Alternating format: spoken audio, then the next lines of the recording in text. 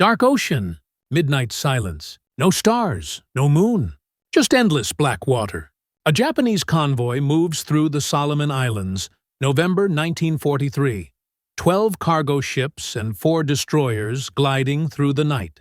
The commander stands on his bridge, confident. Night belongs to Japan, or so he thinks. But within minutes, his fleet will be under fire. From enemies he cannot see, cannot hear, cannot even imagine. Because tonight, Japan meets the ghost fleet of the Pacific. The Japanese believed darkness was their greatest ally. They trained for it, perfected it. Their Tokyo Express night runs had become legendary. Swift, silent, deadly. So when the radar operator reports, "Contact!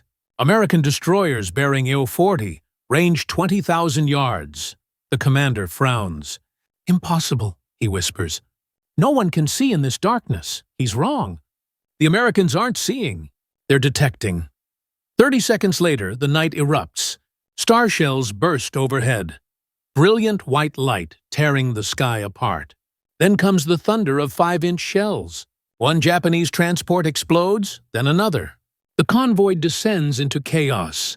The Japanese gunners fire blindly, shooting at ghosts.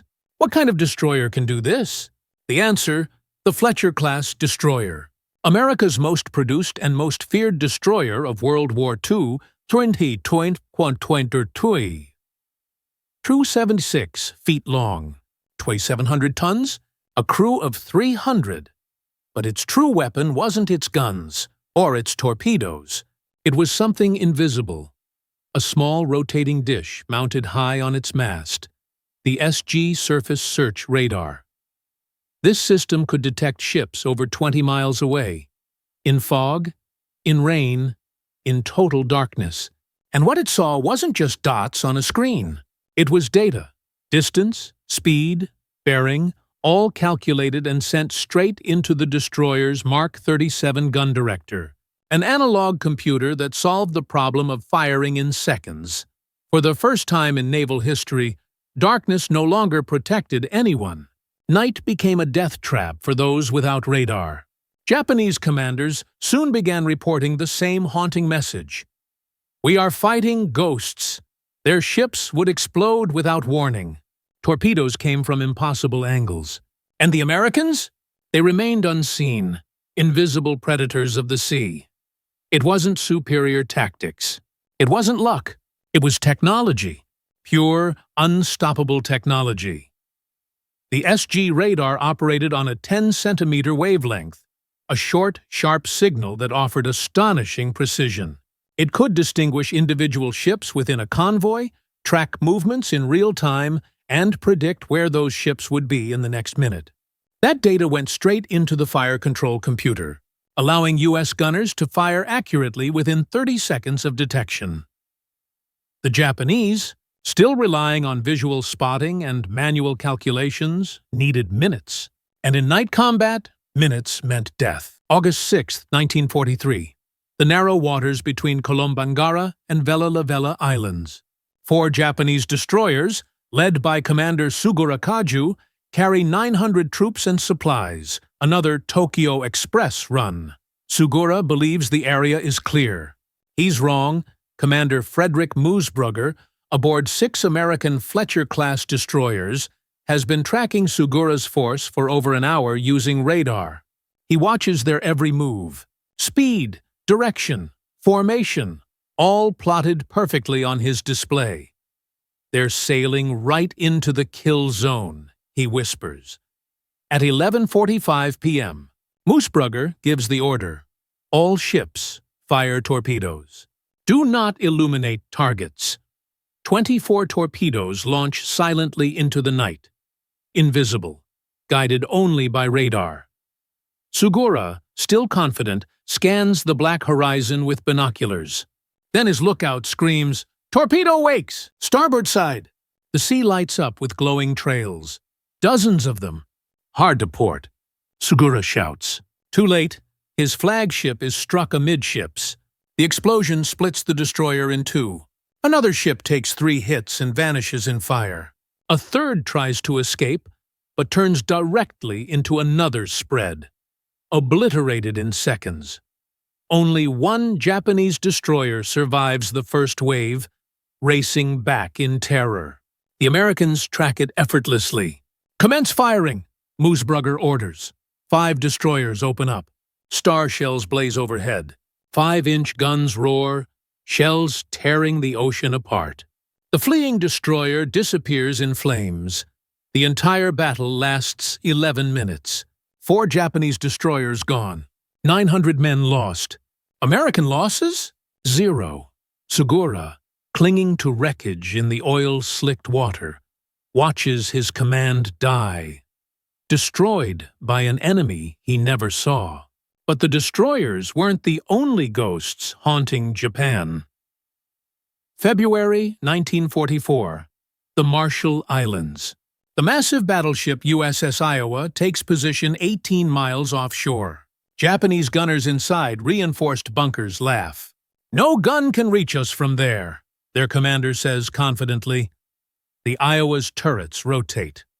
3 16-inch guns rise slowly, their barrels gleaming under the Pacific sun. Then, thunder. Each shell weighs 2,700 pounds, traveling faster than sound. 30 seconds later, the first bunker disappears. Not cracked, not damaged. Gone.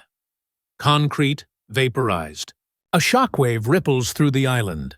Japanese soldiers stare in disbelief, their impregnable fortress destroyed from a ship they couldn't even reach. That was the moment Japan realized. The era of close-range combat was over. Technology ruled the battlefield now. The Iowa and her sister ships created what sailors called the Zone of Death, a 24-mile circle of absolute destruction. Enter it, and you die. The Japanese Navy, once built on battleship supremacy, was forced into hiding. Their legendary giants, Yamato and Musashi, became floating tombs, unable to strike back before radar-guided shells found them. By 1944, night convoys were suicide missions. Japanese sailors called them sailing to Yasukuni, the shrine for the war dead, because few ever returned. October 25, 1944. The Battle of Surigao Strait. The last battleship engagement in human history. Admiral Nishimura leads his fleet through the narrow strait.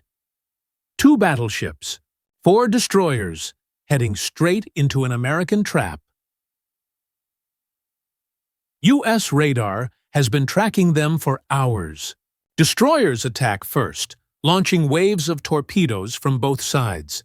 Nishimura's formation shatters. Ships burn, men drown. The survivors press on, desperate.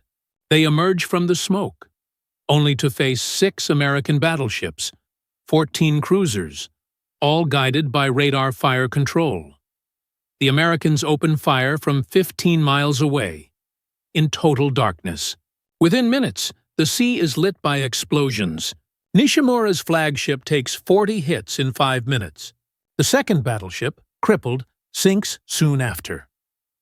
3 hours later, the Japanese force ceases to exist. The U.S. fleet sails away almost untouched. By the end of 1944, Japan's surface navy was effectively dead. Not because their sailors weren't brave, they were. Not because their ships weren't well built, they were masterpieces of engineering. But bravery and craftsmanship mean nothing when you're fighting blind. The Americans had eyes, invisible ones, that saw through darkness, rain, and smoke. Radar didn't just give them a tactical edge. It changed the very nature of war.